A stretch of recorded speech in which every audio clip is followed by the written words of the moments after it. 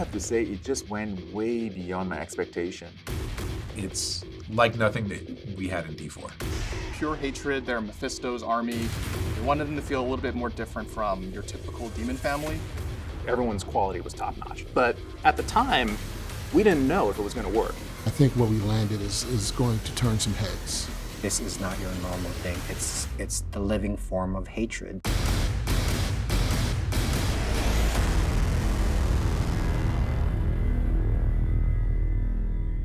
The new monster class that we could introduce, they're called Hollows. These Hollows have actually been around for like millennia. Mephisto at some point did go to Nahantu a long time ago, and these Hollows were a reaction of Mephisto being in Nahantu at the time, and then they went dormant. Bringing Mephisto in the Soul Stone seems like the right thing to do for Neyrel, but it has a chain reaction that I don't think anybody was prepared for. The Hollows are really rife throughout Nahantu now that Mephisto is back, and just visually, like, horribly disgusting and sort of made up of the things that have been consumed by the Hollows. Yeah, they're an extension of evil, infecting wildlife and other monsters and people with this thing called Ichor, and they're just sort of going mad. When we're designing the Hollows, the main thing that we wanted to push was just if hatred came to life, what would it look like? So we're thinking this black goo that's kind of like formless, but also have this red anger energy inside of it. And then with concept, we just want to make, cool monsters. What if it's 3 legs? What if it's no legs? What if it has like 3 arms? So we pushed a lot of like options and exploration. And then from then on, like everyone from narrative to design and concept would talk about it. It's like, okay, we like this one, and then we can push it and move it further.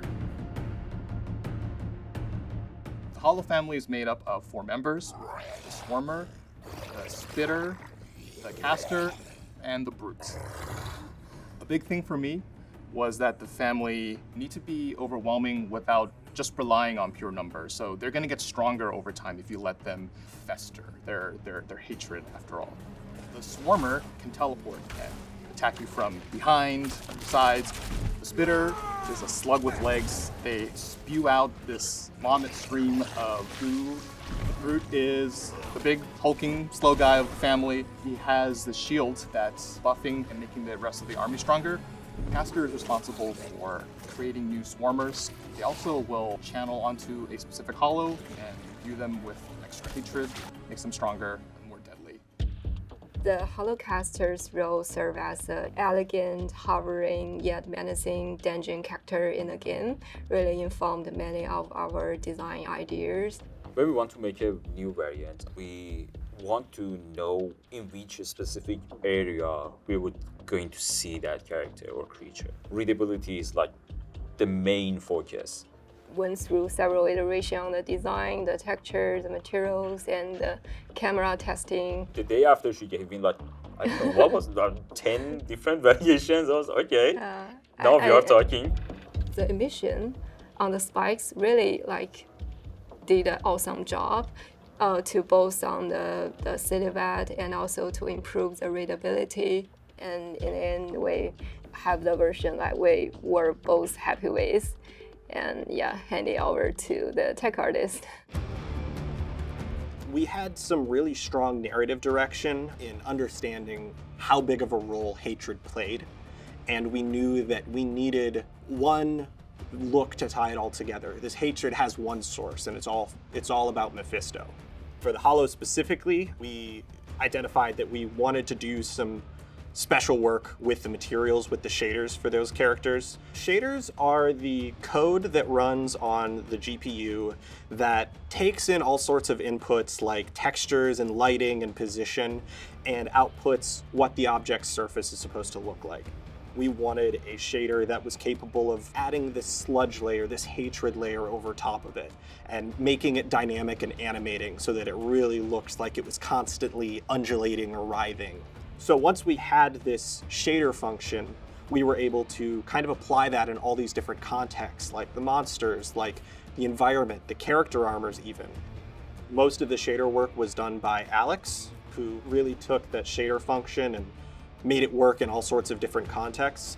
And we also have the hatred add-ons to these characters, these tentacles, these writhing hatred growths all over them, which was a procedurally generated process that was largely run by Sky on our team. The Hollows boss was kind of born of this idea of what does a pinnacle Hollows really look like. We have the Hollows family, and that was pretty well defined by the time that the Hollows boss kind of came up for concepting. Our artist Victor had a lot of cool ideas for horror themes and really wanting to push visuals with contortions and like breaking the neck of this monster all over the place. That's where we had the option to go, like, can we push it and really get that idea of what hatred and the Hollows are all about? This inky black ichor that latched on to a once powerful spellcaster.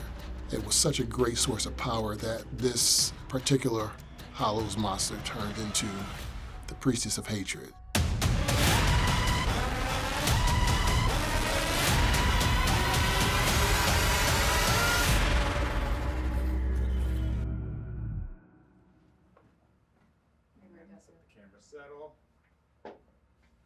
I'm Victor Lee, a principal concept artist on the Diablo team, and I concepted the Priestess of Hatred.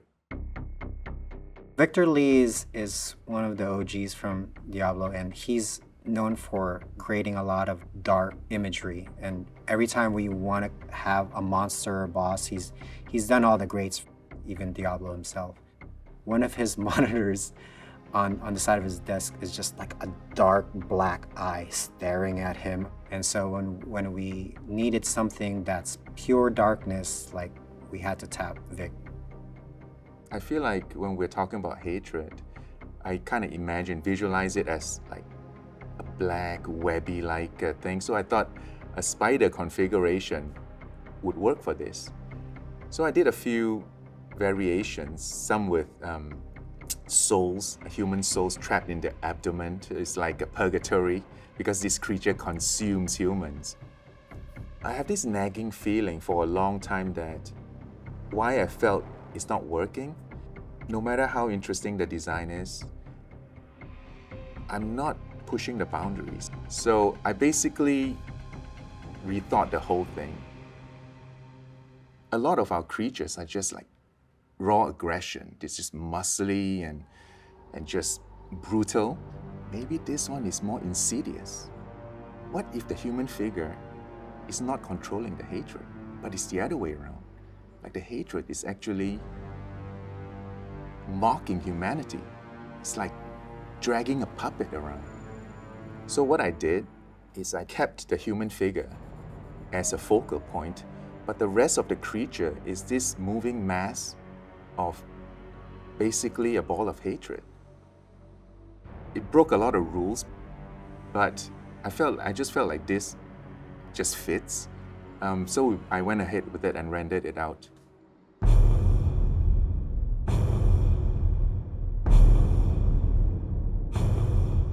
I was looking at the concept for the first time with the designer on the feature, Charles, and we were kind of in this stunned silence for a little bit because it was this reaction of, this thing is so cool.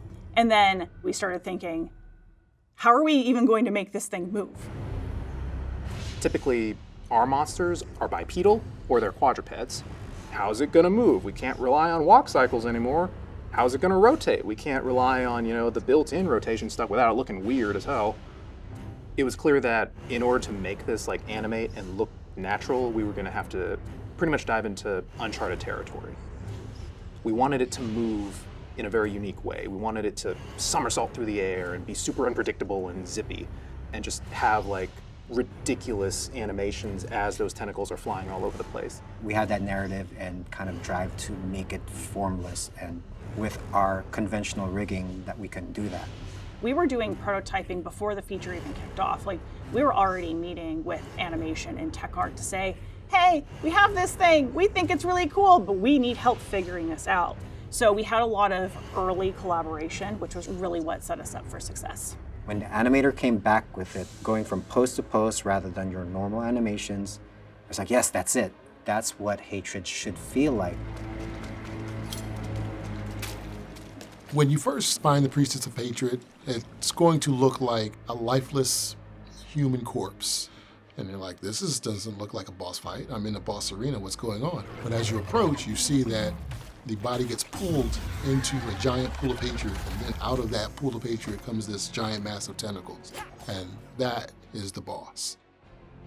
So after animation, it gets to come to me, and I get to do all of the really cool visual effects at the end, show what those tentacles are doing when they impact the ground, when they slap something, when they hit the player. It really brings the entire thing together. The vomit attack is really gross because there's like this part of the torso of the humanoid that has been kind of hollowed out and now has teeth. The tentacles come out from the mass and they grab the humanoid and kind of pull the body back so that the slit in the belly opens up and all of the hatred just pours out in a straight beam. It's pretty gross. The Hollows are just such a unique family. From the moment they spawn in on your screen, you can tell that they are different. They have just such unique behaviors and animations. We were able to execute on a vision that's really just so different than what we typically do. The whole process made me feel very proud of our whole team. Everyone just got it. They understood what the monster was, they got the vision, and it just worked.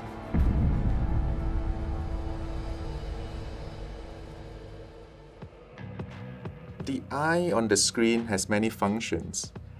It keeps me in the right frame of mind. What we are doing is dark.